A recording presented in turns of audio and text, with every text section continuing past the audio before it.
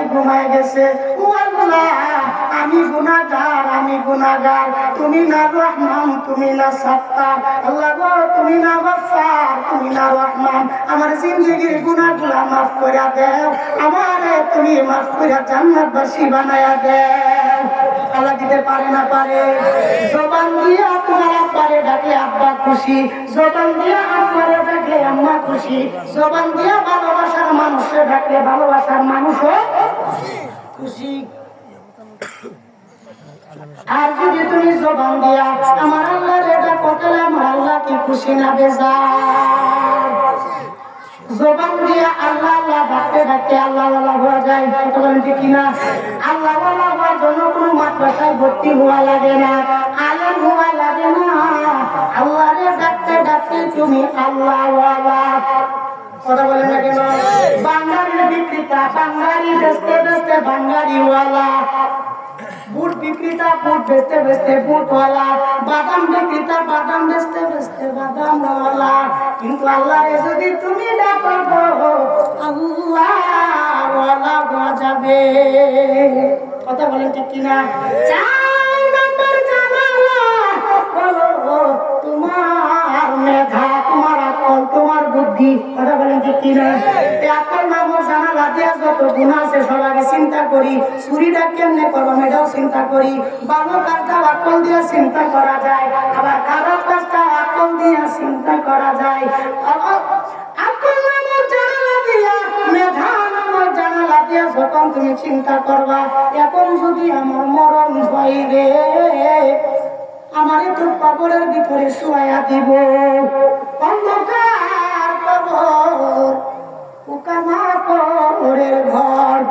যদি তোমার আকল দিয়া চিন্তা করতে পারো, যদি তোমার আকল দিয়া চিন্তা করতে পারো মরণের কথা, আমি চ্যালেঞ্জ দিয়ে বলতে পারি তোমার দ্বারাই কোনো গুনাহ হবে না। কি একটা উদাহরণ দিয়ে পয়েন্টটা শেষ করে দিব, সুন্দর মনোযোগ দিয়ে শুনবেন। শুনে একজন লোক, ধরেন আমার সাথে আছে আমার শহীদুল ইসলাম ভাই, সাধারণ ফ্যামিলির মানুষ। শহীদুল ইসলাম ভাই ডাক্তারের কাছে গেছে পরামর্শের জন্য। তো ডাক্তারে তার চেক আপ করে আল্ট্রাসাউন্ড করে তার পুরো বডি রিচার্জ করে বলছে যে ভাই আপনি আর মাত্র 30 দিন বাঁচবেন। কয়দিন বাঁচবেন? 30 দিন বাঁচবেন।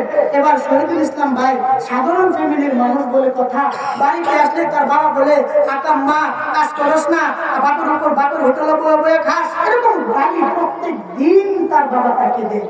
সেও গালিগুলো উত্তর দেয়। কিন্তু যেদিন সে খবরটা পেয়েছে আমি তো মাত্র 30 দিন বাঁচবো, আর এই খবরটা শুধুমাত্র শহীদুল্লাহ ভাই জানে, আর কেউ জানে না।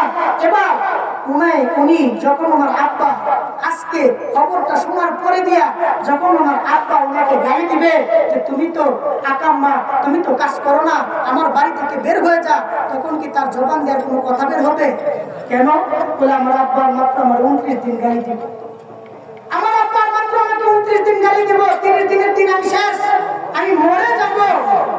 রাস্তা থেকে বের হয়েছে একজন কথায় সুন্দর করে গালের মধ্যে একটা ঠাসকে চর মেরে দিয়েছে।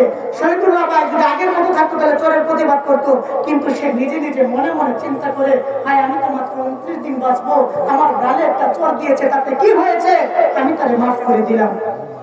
যখন একটা মানুষ জানতে পারে যে সে 30 দিন বাঁচবে, ডাক্তারের পরামর্শ দিয়েছে, তখন কিন্তু তার দ্বারা গুনাহ হয় না, মসজিদের বারান্দা ছাড়ে না, ইমাম সাহেবের সাথে কথা বলে।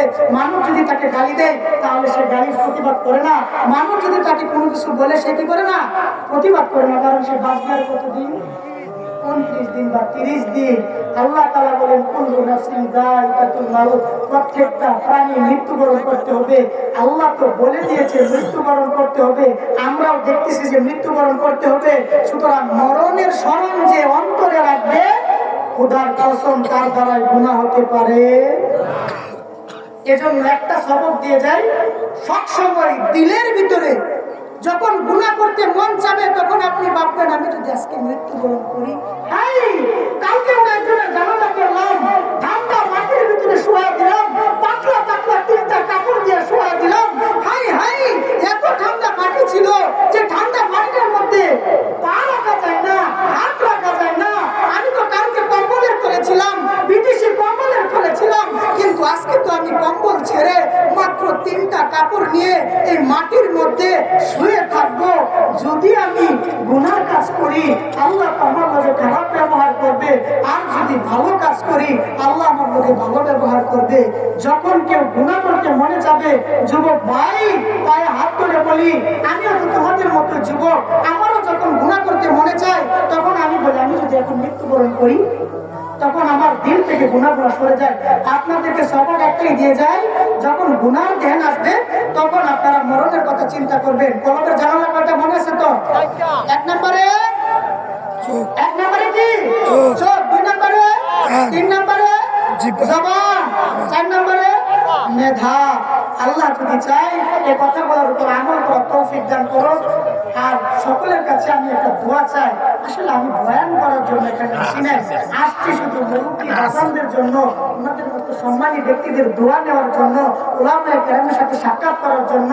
সকলে আমার জন্য, আপনাদের ছেলে হিসাবে, আপনাদের ছোট ভাই হিসাবে, আপনাদের বড় ভাই হিসাবে আমার জন্য খাস করে দোয়া করবেন, আল্লাহ যেন আমাকে দ্বীনের কাজে ব্যবহার করে। বলে আমি আপনাদের জন্য দোয়া করি। আর আমি ওনার কাছে রিকোয়েস্ট জানাচ্ছি এবং ওনার কাছে আমি দুঃখিত জানাচ্ছি। আর উনি আসলে অনেকক্ষণ ধরে বসে আছেন, হ্যাঁ অনেকক্ষণ ধরে বসে আছেন। তো যে কথাগুলো বললাম, আল্লাহ তাআলা আপনি আমাকে সকলকে আমল করার তৌফিক দান করুন। আর আগামী বছর মাহফিল করবেন তো ইনশাআল্লাহ? মাহফিল করলে বলছি তো একদিন উলামায়ে কেরামের সাথে থাকলে লাভ না লস? সুলতান মাহমুদের ঘটনা দিয়ে বুঝাইছি, কিন্তু এটা রসিল্লাহ আল্লাহ মাফ করে দিতে পারে না পারে? প্রত্যেক বছর যেন মাহফিলটা হয়, সকলে বলে আমিন। ওয়া আখিরি দাওয়ানা আলহামদুলিল্লাহ।